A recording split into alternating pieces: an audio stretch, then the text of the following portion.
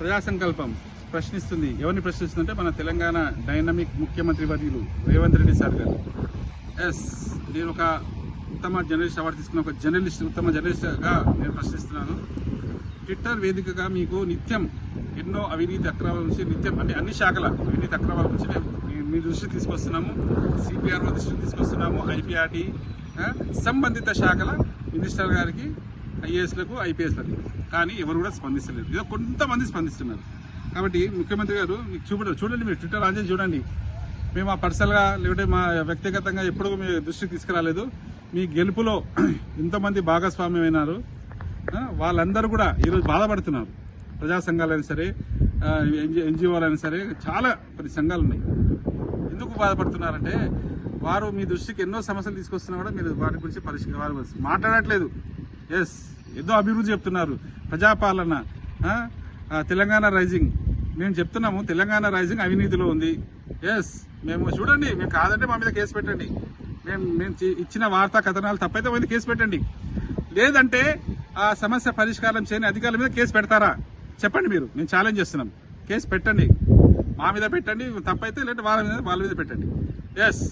రాబోయే GHMC election అయినా సరే, మున్సిపాలిటీ కార్పొరేషన్ సరే, పంచాయతీ ఎలక్షన్, జెడ్పీటీ, ఎంపీటీ సరే, ప్రజలలో చాలా జాగ్రత్త అవుతున్నారు.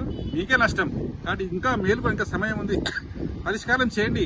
ప్రతి జిల్లా కలెక్టర్లలో, ప్రతి జిల్లా ఎస్పీ కార్యాలయంలో, ప్రజావాణిలో ఇన్వాల్వ్ ఎన్నో సమస్యల ఫిర్యాదులు ఉన్నాయి. ఎవ్వరు కూడా స్పందించలేదు. కొద్దిగా 1%, 2%. ఎందుకు స్పందించలేదు? మరి ఎందుకు రైట్ టు ఇన్ఫర్మేషన్ యాక్ట్ ప్రకారం అడిగినా అది కూడా ఇవ్వరు. ఎందుకు ఇలా జరుగుతుంది? మరి దాని మీద దృష్టి పెట్టండి. ఎందుకున్నారు? మీ మీడియా ఎక్కడ పోయింది? మీ సోషల్ మీడియా ఎక్కడ పోయింది? ఇక ప్రతిపక్షాల వచ్చి మాట్లాడే అవసరమే లేదు. అసలు వాళ్ళు ఎందుకున్నారో కూడా ఎవరికి అర్థం కాదు. ప్రతిపక్షాలు ఎందుకున్నారో అర్థం కావడం లేదు. కాబట్టి ముఖ్యమంత్రి గారు మీరు స్పందించాలి. విద్యాశాఖ మంత్రి మీరే, హోంశాఖ మంత్రి మీరే, మున్సిపల్ శాఖ మంత్రి మీరే. ఇంకా ఏముంటాయి అన్ని తీసుకోండి మీరే.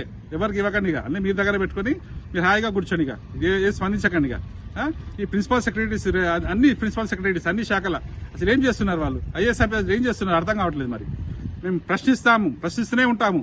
కాబట్టి తప్పు అయితే మా మీద కేసు పెట్టండి. లేదంటే అవినీతి అధికారుల మీద కేసు పెట్టాల్సిందే. ఎన్నో సెక్షన్స్ ఉన్నాయి ప్రభుత్వ అధికారుల మీద. ఆ సెక్షన్స్ ప్రకారం కేసు పెట్టండి. చూడండి, మేము ఎన్నో వార్తా కథనాలు ఇచ్చాం, నిత్యం ఇస్తున్నాం. ట్విట్టర్ వేదికగా, ఇన్స్టాగ్రామ్ వేదికగా, ఫేస్బుక్ వేదిక, అంటే ప్రభుత్వ అధికారిక మాధ్యమాల ద్వారా. దయచేసి మీరు కళ్ళు తెరవండి. ముఖ్యమంత్రి గారు బాపట్ల కృష్ణమోహన్ ఉత్తమ జర్నలిస్ట్ అవార్డు తీసుకున్న ఒక ఉత్తమ జర్నలిస్ట్ గా మిమ్మల్ని ప్రశ్నిస్తున్నాను. బాపట్ల కృష్ణ ప్రజా సంకల్పం.